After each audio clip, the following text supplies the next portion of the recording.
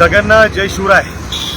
तर राहुरीमधनं बातमी येते काही वेळापूर्वीपासून की छत्रपती शिवाजी महाराज यांच्या पुतळ्याची विटंबना त्या ठिकाणी झालेली आहे। लोक अस्वस्थ झाले, शिवप्रेमी रस्त्यावरती उतरलेत। खरं तर सातत्यानं वारंवार अशा घटना महाराष्ट्राच्या वेगवेगळ्या भागामध्ये होत आहेत। आता ही अहिल्यानगर जिल्ह्यामधली घटना आहे, तुमच्या आमच्या भोवती घडलेली घटना आहे। मी सर्वप्रथम छत्रपती शिवाजी महाराजांच्या पुतळ्याची विटंबना करणाऱ्या समाजकंटकांचा, नराधमांचा अहिल्यानगर शहर शिवसेना ठाकरे पक्षाच्या वतीनं तीव्र शब्दामध्ये निषेध व्यक्त करतो। मित्रांनो, ही जी काही गोष्ट घडतीये सातत्यानं वारंवार एकामागो एक, या सगळ्या मागं काहीतरी षडयंत्र असण्याची शक्यता त्या ठिकाणी आहे।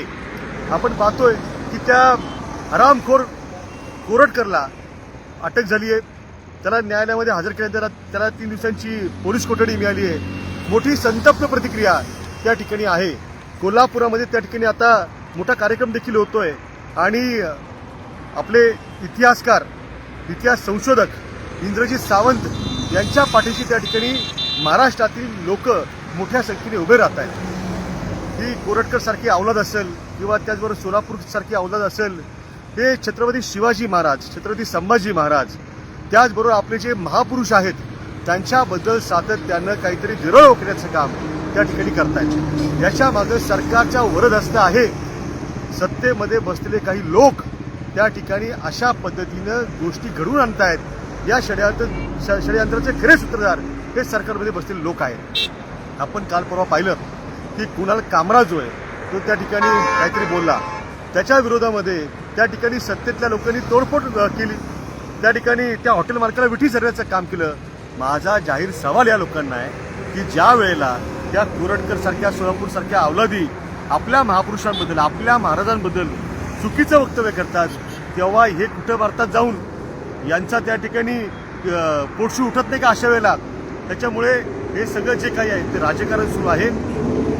राहुरीमध्ये जी घटना घडली ती घटना मनाला वेदना देणारी आहे। शिवप्रेमी म्हणून आपल्या सगळ्यांच्या मनाला दुःख त्या गोष्टीचं झाल्याशिवाय राहत नाही। आपण पाहतोय की अशा घटनांमुळे आपल्या महापुरुषांचा अवमान जो आहे तो सुरू आहे। मी या माध्यमातून स्पष्टपणानं सांगतो की छत्रपती शिवाजी महाराजांचा अशा पद्धतीने विटंबना करून जर त्या ठिकाणी पुतळ्याच्या माध्यमातून कोणी अवमान करत असेल तर अशा लोकांना त्या ठिकाणी पोलिसांनी ताब्यामध्ये घेऊन शाहिस्ते करण्यासाठी त्यांची बोटं जी आहेत ती छाटली पाहिजेत। यांना त्या ठिकाणी तुरुंगामध्ये टाकलं पाहिजे, जेणेकरून अशा पद्धतीचं वक्तव्य किंवा अशा पद्धतीच्या विटंबनाच्या घटना ज्या आहेत त्या महाराष्ट्रामध्ये कुणाच्याही करण्याची हिंमत त्या ठिकाणी होणार नाही। मी पुनश्च एकदा राहुरीमध्ये घडलेल्या घटनेचं अहिल्यानगर शहर शिवसेना ठाकरे पक्षाच्या वतीनं तीव्र शब्दामध्ये निषेध करतो। जय शिवराय।